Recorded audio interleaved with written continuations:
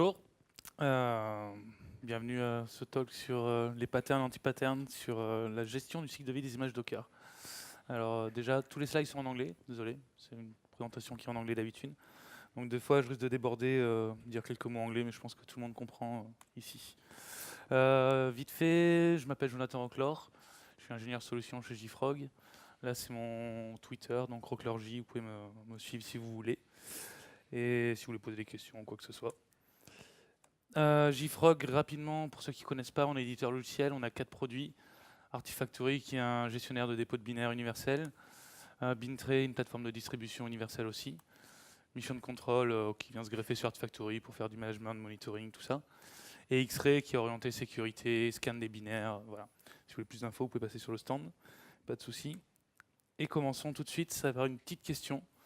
Vite fait, Docker, bon, il y a eu quelques talks là sur cette conf, comme d'habitude, hein, il y en a toujours plusieurs. On entend beaucoup parler là depuis 2 ans, un peu plus. Beaucoup, c'est un euphémisme. Et je voudrais vous poser une question, donc si vous pouvez lever la main, pour savoir qui a déjà entendu parler de Docker avant aujourd'hui. Voilà. Bon. Gardez la main levée ceux qui ont déjà fait le tutoriel Docker. En gros, Docker Run Hello World. Qui ont réussi, tout ça, facile. Qui est allé plus loin, qui a fait du POC, a joué avec Swarm, Docker Compose, a fait ses images, tout ça, ça baisse un peu. Et maintenant, qui a du Docker en production? Ok, il y en a quand même quelques-uns. Va falloir. Donc, effectivement, en général, alors nous, il y a nos clients, ils nous parlent beaucoup de Docker. C'est une demande qu'on a énormément, surtout par rapport à Artifactory, l'intégration avec Docker. Beaucoup de gens qui sont intéressés, etc. Et quand on cherche un peu, en fait, on s'aperçoit que malgré l'engouement qu'il y a depuis l'avènement de Docker, je dirais, il y a peu de gens qui font assez confiance dans Docker. Les gens nous disent, ouais, moi j'aime bien Docker, mais j'ai du mal à lui faire confiance, quoi. Je ne sais pas trop comment ça va se passer le jour où je vais mettre ça sur ma production. Donc nous, chez JFrog, on aime bien Docker. Donc très vite, on l'a... C'est pas sexuel, hein, je le dis. Parce qu'il y a des gens qui pensent qui ont les idées mal tournées. Non, c'est un gros câlin, on va dire. C'est Docker dès le début. On est allé dessus. De manière non sexuelle, je le répète. Et en fait, pour info, on a fait le premier registre privé Docker dans Artifactory, suite à la discussion qu'on avait eue avec Carl Quinn, qui est chef architecte là, chez Riot, et qui nous a dit « Ouais, c'est vachement bien Docker, vous devriez regarder ça ». On a bien aimé, et c'est vrai que du coup, on l'a vite intégré. En plus de ça, Docker, pour nous, ça a du sens parce que, moi je pense que vous connaissez cette personne, du coup, Solomon Hykes. Ça, c'était à DockerCon Europe il y a 2 ans. Et il avait posé une question, qui est-ce qui fait du Docker ici? Bon, bien sûr, tout le monde avait levé la main. Et qui est-ce qui fait que du Docker dans sa compagnie? La réponse, elle est un peu évidente, c'est personne. Docker, c'est une technologie de conteneurisation. C'est fait pour mettre des trucs dedans. Un conteneur Docker qui n'a rien dedans, ça n'existe pas. Ça n'a aucun sens. Et étant donné que nous, on est un dépôt de binaire universel qui gère donc toute une stack de techno différentes, ça a du sens pour nous d'avoir un outil comme Docker intégré avec nous, puisqu'on intègre aussi les autres outils que vous allez mettre dans Docker. C'était vite fait la présentation l'introduction. Maintenant, le but pour aujourd'hui, donc, ça va être voir quelle approche on peut avoir pour développer un pipeline qui va gérer le cycle de vie de nos images Docker et pour justement reprendre cette confiance. Et puis peut-être demain que vous aurez confiance et que vous pourrez franchir le pas d'aller jusqu'à la production avec vos conteneurs. Première question, donc quand on fait quelque chose en général, c'est est-ce qu'on a quelque chose qui existe, un pattern existant, et est-ce qu'on peut l'adapter ou est-ce qu'on peut le réutiliser tel quel? Et ça, pour ça, je vais vous solliciter pour voir un peu ce que vous en pensez. Par rapport à ce qu'on connaît, l'existant, et ce qu'on pratique depuis des années, à votre avis, est-ce qu'une image Docker, c'est plus qu'un package Debian? Si vous pensez que c'est ça, levez la main. Si vous pensez que c'est plus comme un war Java, gardez la main baissée. Et petite indication, pour rappel, donc un package Debian, c'est une app avec des déclarations de dépendance. Donc quand on installe le package, derrière, ça va récupérer toutes les dépendances qui sont ailleurs. Là où un war, normalement, si c'est bien fait, ça va être une app avec toutes les dépendances qui sont à l'intérieur du war, qui sont wrappées dans le binaire. Donc la réponse, bravo pour la plupart. Donc ça, c'est plus Docker. Docker, quand on a une Docker image sur son ordi, on n'a pas besoin d'avoir des choses externes. Ça contient déjà tous les layers avec tout ce qui est nécessaire à l'intérieur. Et c'est une super nouvelle pour nous parce que des pipelines pour Java, pour des WAR, on en fait depuis des années. Il y a eu plein de bouquins là-dessus. On est bien documenté. Donc on s'est dit, on va commencer à regarder un peu qu'est-ce qu'on sait faire là-dessus quelles sont les bonnes pratiques et comment on peut adapter ça à Docker. Alors petit rappel, je ne sais pas si ça parle à tout le monde, si tout le monde connaît à peu près ce schéma. C'est de Michael Utterman, un bon ami. Donc l'idée là, en fait, il y a deux concepts, hein, c'est les différents staging, les différents environnements. Et l'idée, c'est de dire un binaire, qu'est-ce que soit le type de binaire, le type d'artefact, son but, c'est de partir du développement, d'arriver en production. Ça paraît évident. Et entre-temps, il va y avoir différentes étapes de staging, différents environnements. En général, le premier, ça va être l'environnement de dev centralisé, donc ça va être le Jenkins, en tout cas le serveur intégration, qui va faire le build pour toute l'équipe, qui va être en commun à toute l'équipe.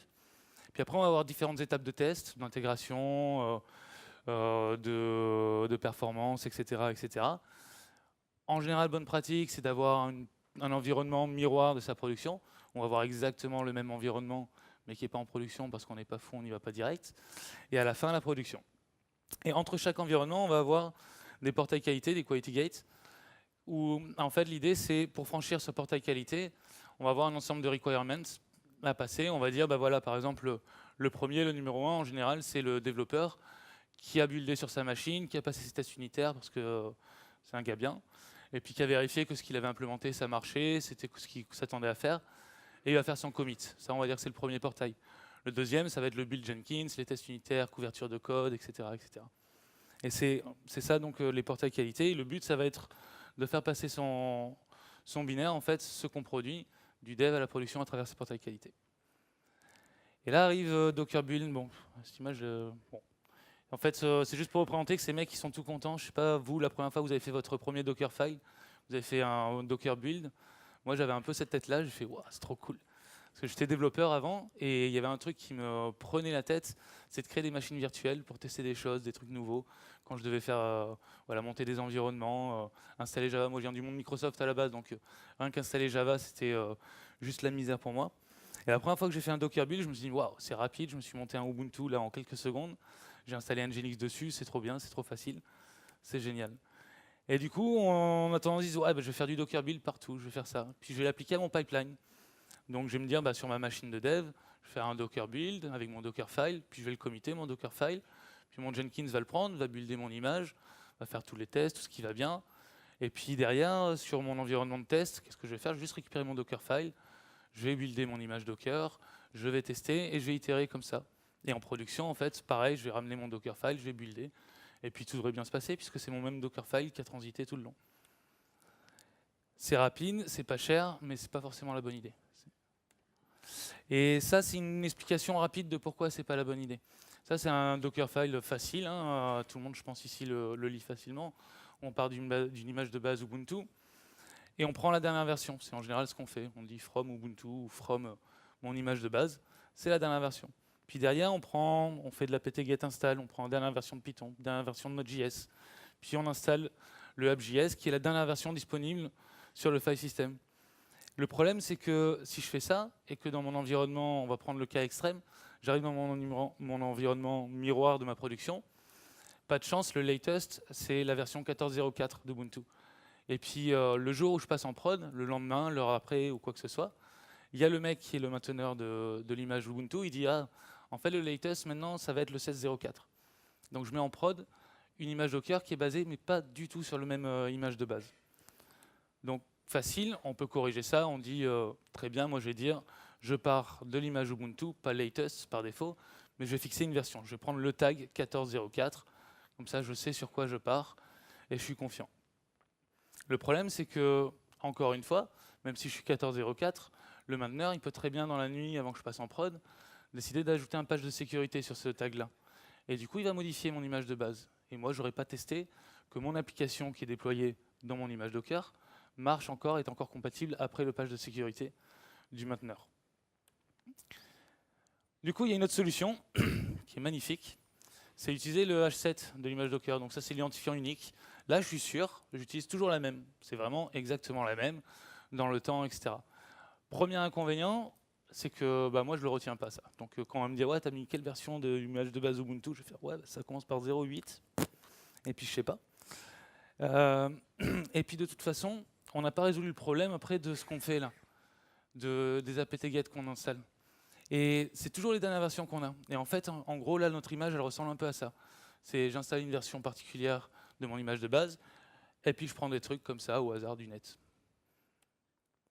Donc au final, notre pipeline, si on fait ça, si on fait du build partout, on va voir en fait une image qui va être différente ou pas, mais en tout cas on ne le saura pas.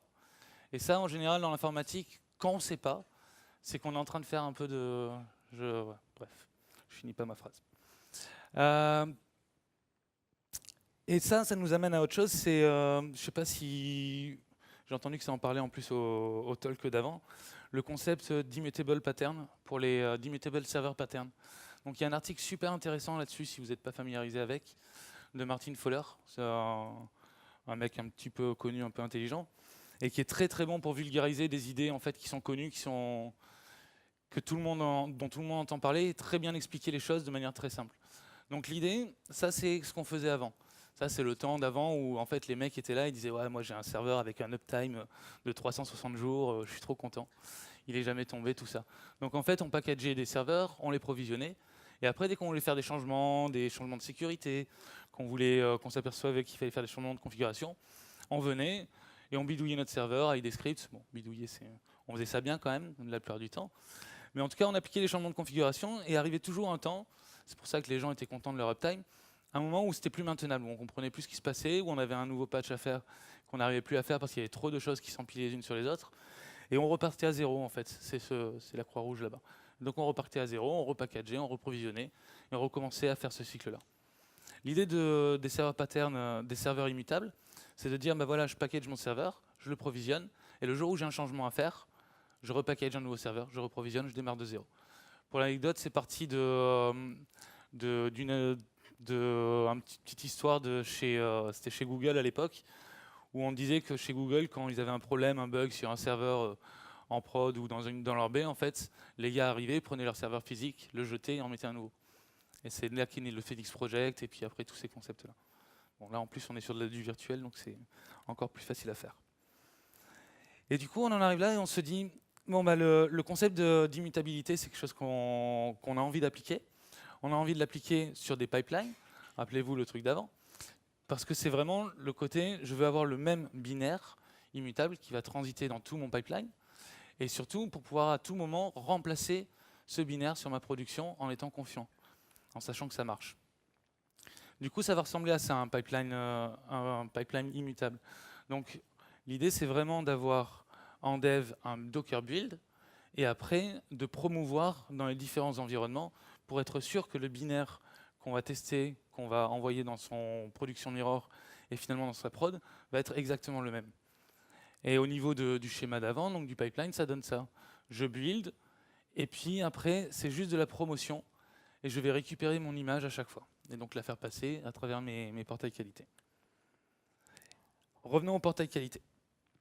Il faut faire de pas de la ségrégation, c'est pas bien, de l'isolation. Ça sera mieux même si ça va bien avec ce monsieur. Quel est le but des portails qualité en fait? Et surtout, comment caractériser, séparer ces différents environnements? Il y a des choses très simples. On n'a pas envie que l'équipe qualité ou les outils qualité viennent tester des images de dev. Ça n'a pas de sens. Les images de dev, elles sont en dev. Elles n'ont pas encore franchi le premier. Donc on a envie d'isoler que les équipes qualité, les outils qualité, ne viennent pas taper et ne viennent pas se mélanger à tester des choses qui sont encore qualifiées comme dev.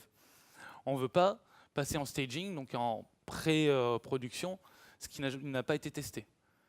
Et de même, on ne veut pas envoyer en production un truc qui n'a pas été testé, qui est encore en dev ou qui n'a pas été mis en staging.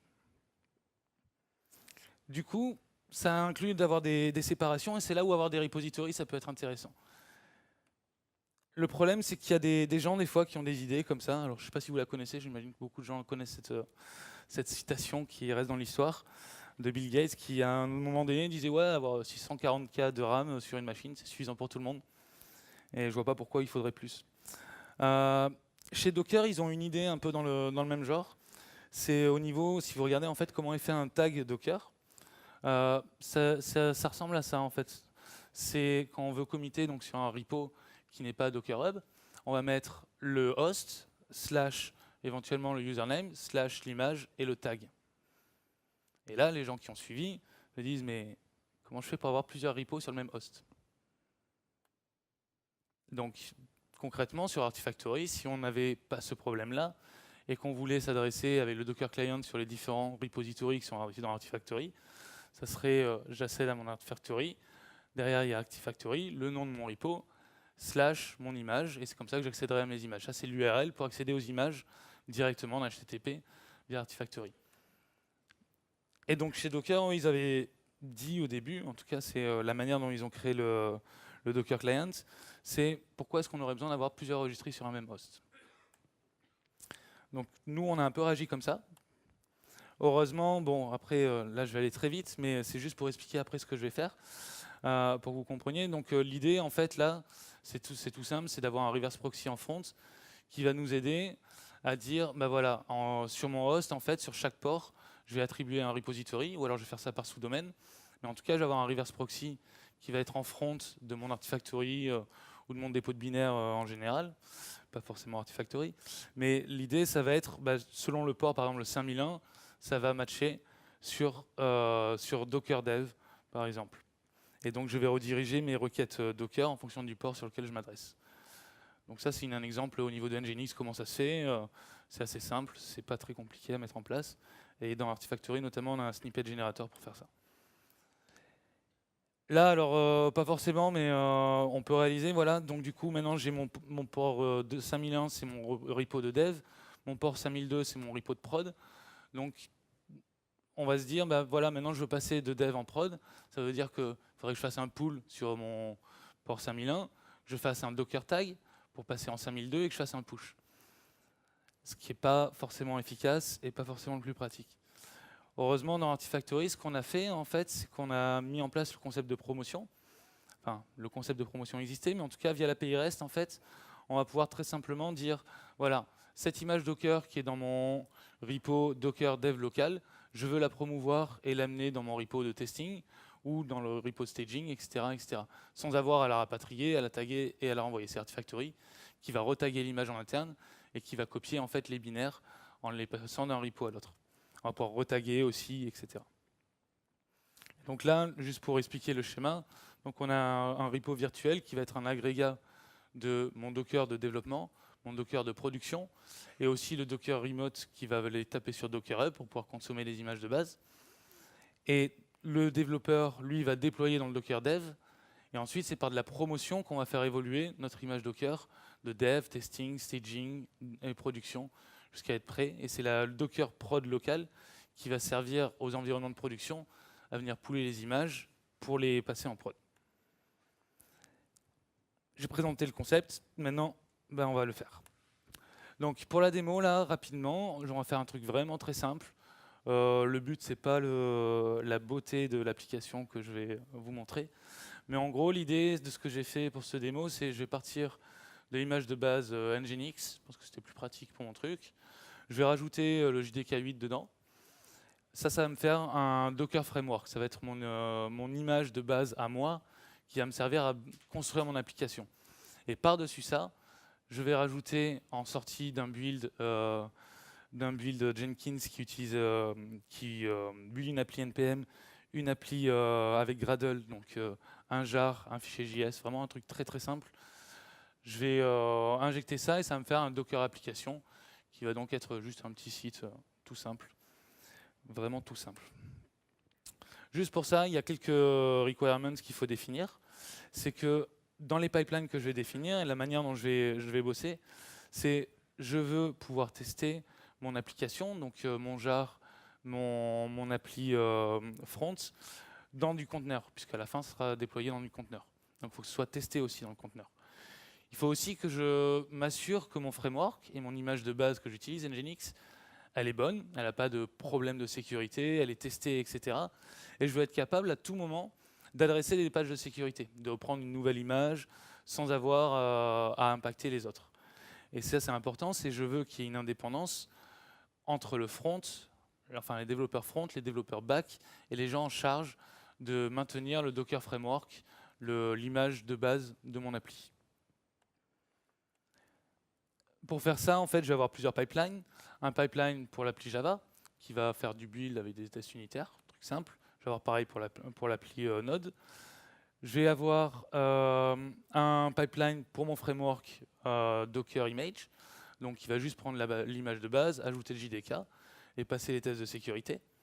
Et puis après, derrière, je vais avoir le pipeline d'intégration qui donc va prendre tout, va le merger. Et d'une manière un peu particulière, c'est qu'on va prendre le dernier jar qui a été développé, qui est en développement, l'injecter dans le dernier framework qui est prêt à être mis en production, tester ça et puis le passer en prod. À quoi ça va ressembler? Ça, je pense que c'est tout le monde comprend. Hein. On a un Gradle build qui ensuite va passer les tests unitaires. On va envoyer ça dans Artifactory dans un repo de dev. Ensuite, là, on a X-Ray qui est notre outil de scan de sécurité qui va venir regarder qu'on n'a pas injecté des librairies qui sentent pas bon et qui vont nous ajouter des vulnérabilités ou des licences qui sont de mauvais, etc. Et si tout est bon, on va tester dans un conteneur. On va promouvoir notre jar. Et la promotion, ça va être simplement une copie du repo de dev vers le repo de release. Le pipeline NPM, c'est exactement la même chose, mais avec les outils NPM. On reprend exactement le concept. Et arrive le pipeline pour le Docker Framework. Alors là, ce qu'on fait, donc, on va faire le Docker build.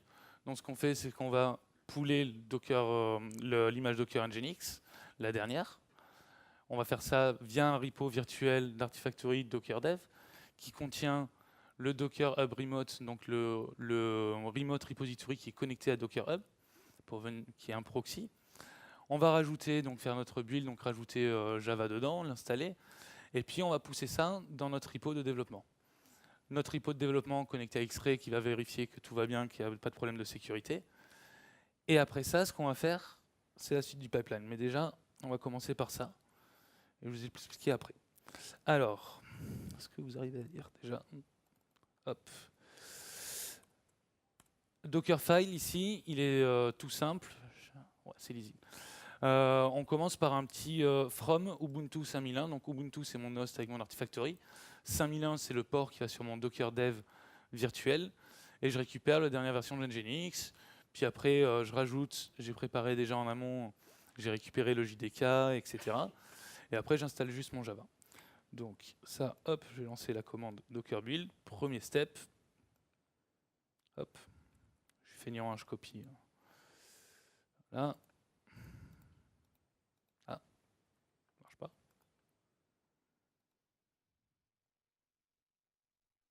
Voilà.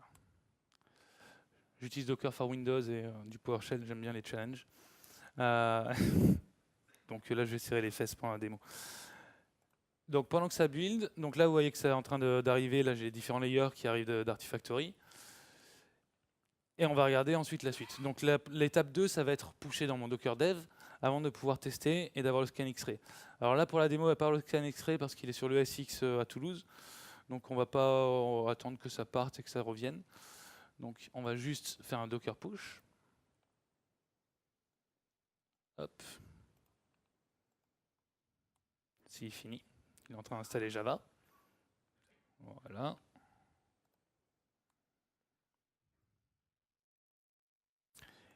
Et une fois qu'on aura poussé, en fait, l'idée, ça va être donc de tester notre Docker Framework qu'on vient de créer, en prenant la dernière version de notre application, donc back-end, front-end, qui sont en release, qui sont déjà en fait potentiellement en production. Peut-être ils sont en production, peut-être pas. Je ne sais pas, mais pourquoi je fais ça?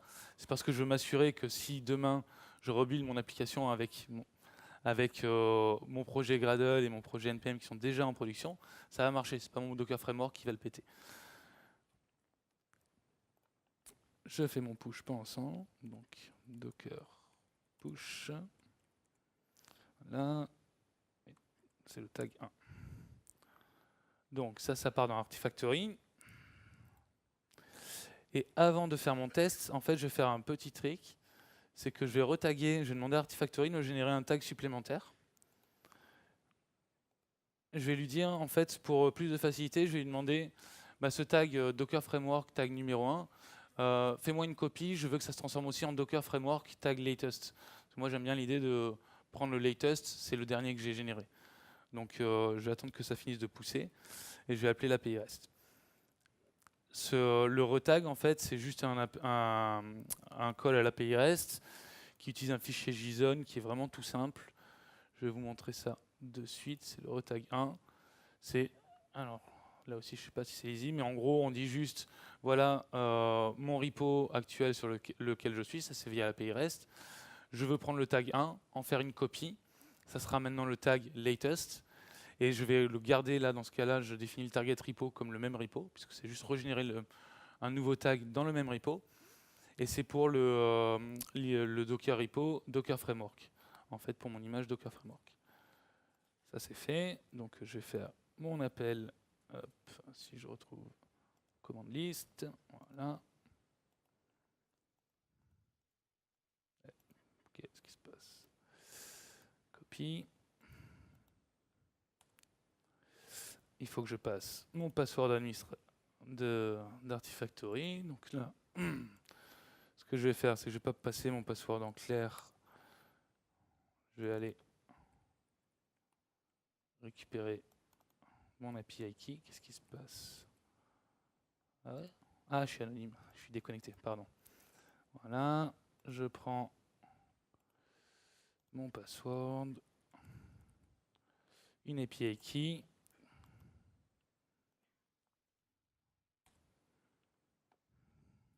Et là, il va faire la promotion. Hop.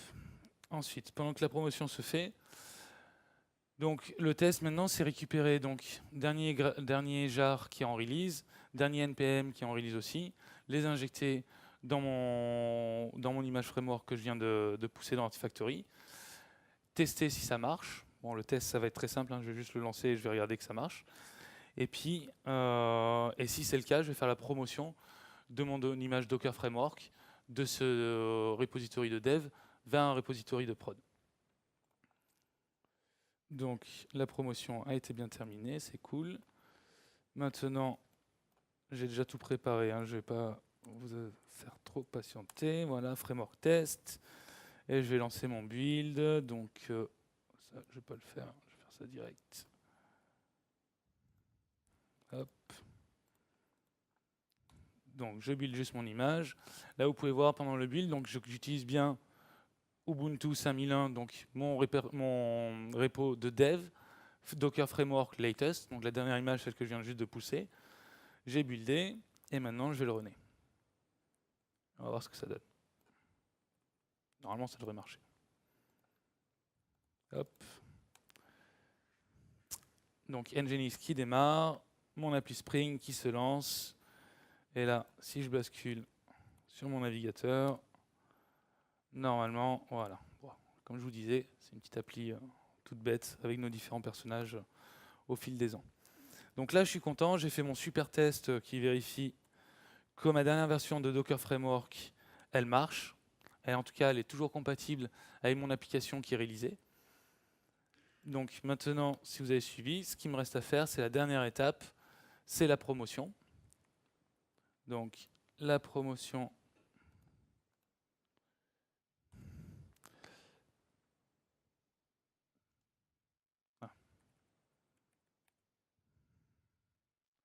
En fait, va utiliser pareil un fichier JSON, donc qui est promotes.json. C'est tout simple. On dit juste l'API REST, en fait, on vient taper sur le repo de dev. On lui dit, moi, je veux faire une promotion. Et ma promotion, ça consiste à prendre Docker Framework et à l'envoyer dans Docker Prod Local 2. C'est le repo que je vais utiliser pour Docker Framework. C'est 2 lignes. Donc c'est fini. Et là, si je retourne dans mon Artifactory et que je vais voir mon repo,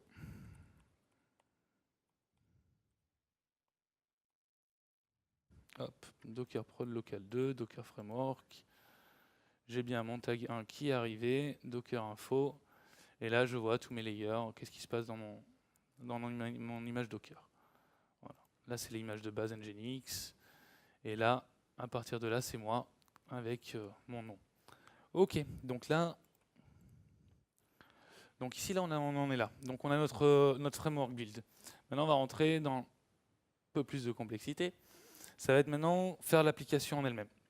Donc l'application, l'idée, ça va être de prendre l'image Docker Framework qu'on vient de mettre en étape release, la version actuellement en dev de mon projet Java, de mon projet NPM,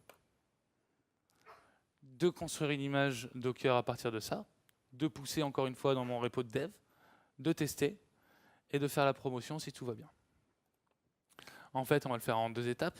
Un premier qui va construire mon Docker app tout simplement, et un deuxième qui va vraiment servir à faire le test. Alors déjà, on va lancer la construction du Docker app. Hop.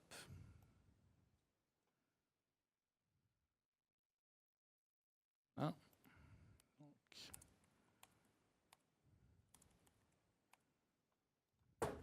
Bim.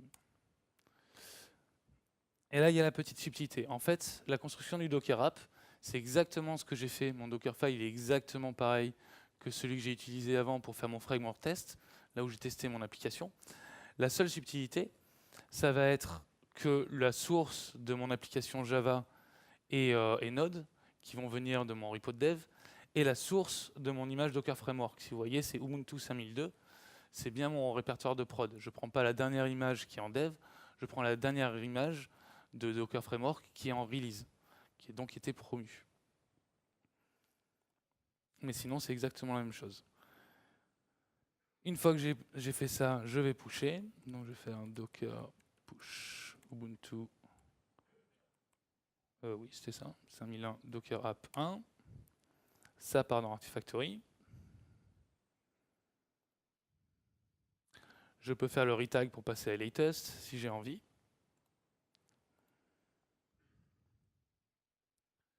Mais là, ce que je vais faire, c'est que je vais directement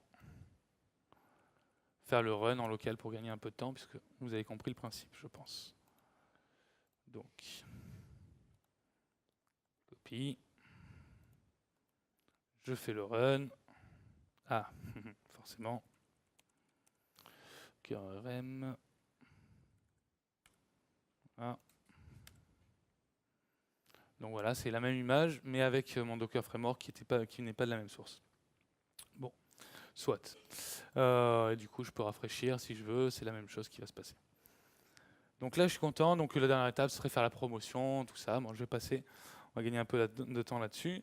Ça serait donc, maintenant j'en suis ici. Ce que je ferai, c'est que je vais promouvoir mon projet, mon application en elle-même de dev vers la prod, vers la release, le libre release local. Je vais promouvoir aussi ma Docker application du repo de dev vers le repo de prod. Et après, je pourrais, alors là je ne vais pas le faire aujourd'hui, mais l'étape suivante, ça serait envoyer en production ou envoyer en distribution selon ce qu'on veut faire in fine. Si on fait de la distribution ou plutôt de la production directement. Si on regarde la globalité maintenant des pipelines et comment ils s'architecturent plutôt, je n'ai pas mis le pipeline NPM volontairement parce que ça commence déjà à être compliqué. Mais l'idée, c'est que si, en tant que développeur Java, je commit sur mon projet Gradle, donc sur mon projet Java, Jenkins va le prendre. Donc j'ai le pipeline Jenkins aussi après, si vous voulez voir. Va lancer le build Gradle, va passer les tests unitaires, va mettre ça dans Artifactory, Xray va scanner. Si le résultat de Xray est concluant, je vais lancer le pipeline d'intégration, donc celui qui me construit mon Docker application, qui va prendre mon Gradle, va intégrer avec la dernière image du framework, du Docker Framework, avec le jar, le NPM, va tester, et si c'est bon, je vais tout promouvoir, et ensuite distribuer ou envoyer en production. Pareil, si demain, la personne qui est en charge du Docker Framework décide de mettre à jour l'image Nginx qui est utilisée, ou de rajouter un patch de sécurité ou quoi que ce soit, il va juste relancer le pipeline, et puis ça va tout suivre le chemin, donc ça va builder, ça va être contrôlé par Xray, ça va être ensuite testé avec l'application déjà réalisée, on va faire les tests dessus, on va promouvoir, et ça va lancer ensuite le pipeline de l'application, l'intégration, etc. Le seul moyen d'arriver à faire quelque chose comme ça, pour être confiant et que ça marche vraiment, c'est les tests automatiques. C'est ce que ça veut dire ce GIF. C'est donc automatiser les tests. Vous ne pouvez pas avoir un pipeline comme ça si vous n'investissez pas dans l'automatisation des tests. C'est juste pas possible. Si vous le faites bien, normalement tout devrait bien se passer. Et souvent on nous pose la question, est-ce qu'on ne va pas arriver à un moment donné, on va avoir sorte de... Si tout le monde travaille en même temps, donc les développeurs front, les développeurs back, la personne qui fait le framework Docker, puis on arrive à un moment où tout le monde lance ses jobs en même temps, est-ce que ça va gérer la concurrence? Est-ce qu'on risque pas d'arriver dans un traffic jam, enfin dans un moment où tout va se bloquer? Normalement, ça ne devrait pas arriver. Il y a un cas qui peut se passer, que moi j'ai pas vu personnellement, mais j'ai entendu des gens à qui c'est arrivé, des clients à qui c'est arrivé, en tout cas. C'est le cas où en fait une mise à jour de l'image de base Docker va, comme elle utilise pour être testée, elle utilise la dernière version releasée de l'application, va en fait par un patch de sécurité ou par une mise à jour qui est un peu trop conséquente, va être complètement incompatible avec ce qui est déjà en production.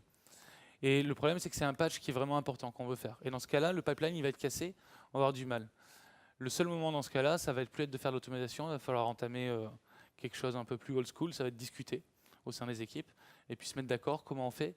Et en fait, il va falloir relancer, réactiver le pipeline à la main, pour régénérer en fait une application qui va être compatible avec ces changements de fond, et de manière à avoir quelque chose qui ensuite va recommencer à partir smoothly. Et qui du coup, après, au jour le jour, normalement, si tout se passe bien, ça va être vraiment comme les dominos qui tombent, c'est-à-dire que chaque développeur va travailler dans son coin, en communication avec ses équipes, bien sûr, mais les personnes qui travaillent sur la partie Node, les personnes qui travaillent sur la partie back, les personnes qui travaillent sur la partie Docker, on pourra faire leurs changements, pousser ça, et puis avoir un feedback direct de savoir est-ce que ce que j'ai fait, ça marche, est-ce que c'est compatible avec ce que les autres ont fait dernièrement, est-ce que ça part en production directement, et dans combien de temps ça va partir en production. Et en faisant ça, surtout, on va arriver à pouvoir avoir des cycles entre le dev et la production qui vont être réduits et qui vont nous assurer que l'image finale, la Docker app que j'ai finale, j'ai toujours une image finale disponible, mon Docker app latest, est toujours prête à remplacer celle qui est actuellement en production. C'est-à-dire que si j'ai un problème sur mon conteneur déjà en production, je peux à tout moment réinjecter mon dernier conteneur valide, testé à travers tous mes pipelines.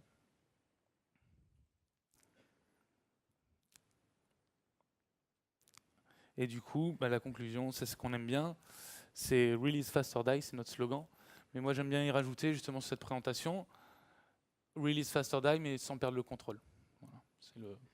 L'important, c'est de garder le contrôle, la visibilité, savoir tout ce qu'on fait, qu'est-ce qui se passe, de manière à être confiant dans ce qu'on fait. Est-ce que vous avez des questions? Ou est-ce que vous voulez voir le Jenkins Pipeline? Une question.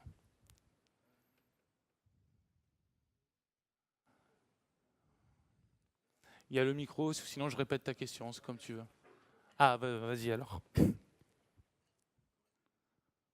Ouais, c'est ce que je lui disais, ouais, mais apparemment elle est longue. Je sais pas si... Ok, c'est bon. Ma question, c'est une remarque aussi par rapport à un des tout premiers slides où tu demandes la différence. Est-ce qu'on pense que c'est plus un WAR ou plus un paquet RPM Debian? Est-ce que tu prends en compte quand tu dis que ça ressemble plus à un WAR le fait qu'il y a souvent des entry points en fait, qui sont utilisés? Parce que d'expérience, beaucoup d'outils ne s'arrêtent pas en fait à une image qui est statique à la fin du build. Et au moment où tu vas vouloir démarrer ton conteneur, tu as un comportement différent entre le premier démarrage, où tu vas avoir un entry point avec en général un script d'initialisation, et tous les démarrages suivants qui, eux, se passent ensuite déjà initialisés. Et ça, c'est un effet qui du coup, n'est pas immutable et qui casse le pattern, parce que ton image, tu as beau la distribuer sur plein d'environnements, au moment où tu la démarres, tu lui passes des variables d'environnement qui sont différentes, parce que ton environnement est différent, typiquement avec Docker Compose.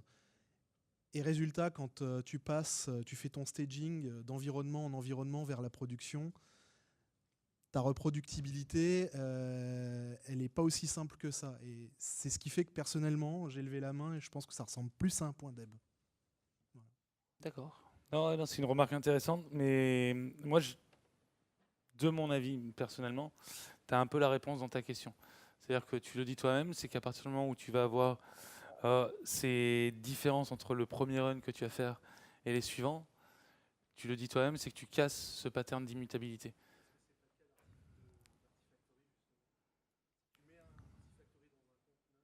Mhm.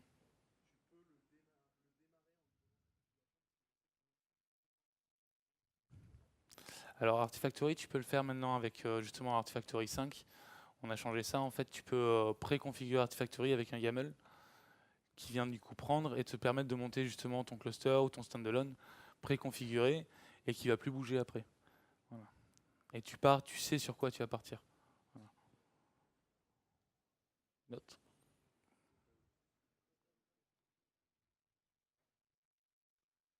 Non. Alors, du coup, s'il n'y a pas de questions spéciales, juste, je vais vous montrer vite fait ce que ça peut donner dans Jenkins. Juste rapidement, hein, le Docker Framework. Parce que là, je vous ai fait ça en ligne de commande, en plus sous PowerShell. Je ne suis pas sûr que ça convainque forcément. Donc là, le pipeline, c'est exactement ce que j'ai fait, sauf que je prends ça sur GitHub, donc ça ne marchera pas comme ça. Donc c'est exactement ce que j'ai fait ça en ligne de commande, mais là, ça va être intégré avec Jenkins et le plugin Artifactory. Pour info, tout le projet, là, donc toute la démo avec les Jenkins files, les Docker files, etc., c'est sur GitHub, donc vous pouvez aller voir. Et là, c'est le Jenkins file de mon Docker Framework. Ce qui est important à voir, donc, c'est la manière dont on va faire pour passer tout par Artifactory et tracer en fait déjà tout ce qui va être les dépendances, tout ce qui est utilisé, tout le contexte et la traçabilité de comment j'ai fait mon image. Donc première chose, c'est que je vais télécharger le JDK depuis Artifactory. Comme ça, il va être marqué comme dépendance de la construction de mon image Docker. Derrière, je vais créer un objet Docker qui vient de mon objet Artifactory. En fait, l'objet Artifactory, je l'ai instancié ici. Je construis mon image en lui mettant le bon tag et en utilisant le build number pour pouvoir pusher dans Artifactory. Et ensuite, j'utilise mon objet Docker d'Artifactory pour pousser mon image. Ça me donne un build info, une information de build, que je merge avec un autre que j'avais récupéré après le download de mon JDK. Je publie ça dans Artifactory. Je génère mon tag latest. Je fais le scan X-ray. Et si tout va bien, je vais tester mon image. Donc je fais un superbe test. En fait, donc là, ça paraît un poil peut-être compliqué, mais ça ne l'est pas du tout. Tout ce que je fais, c'est configurer le Bower Resolver npm avec les bonnes credentials pour aller récupérer les derniers fichiers que je veux. Ici, je télécharge la dernière version de mon jar. Donc tout simplement en trouvant via l'API REST la dernière version et en passant la bonne URL.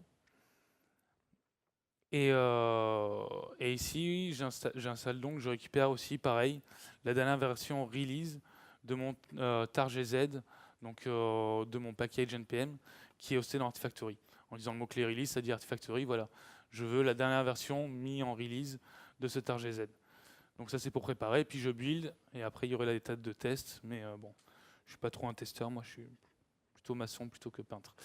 Et si tout se passe bien, donc là évidemment ça se passe bien, je fais ma promotion vers Artifactory, puis après je génère mes tags latest, etc. Comme j'ai fait en local. Et voilà. Et j'ai un truc qui tourne.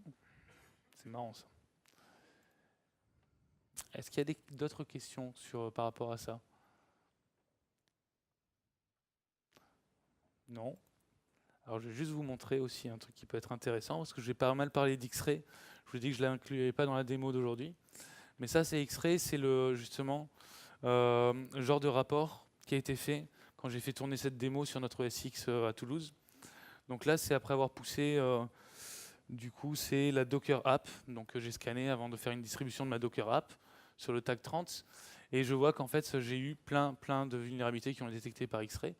Donc pour chaque vulnérabilité, je vais voir, là j'en ai une qui correspond, donc, qui est référencée sur Security Tracker Debian, c'est ce CVE-là, qui correspond, en fait, qui impacte ces deux composants, donc c'est des packages Debian, qui sont inclus dans mon Docker App, et qui sont en fait dans ce layer ici.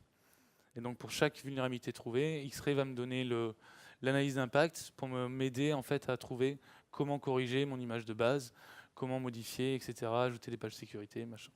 Voilà. Et merci beaucoup.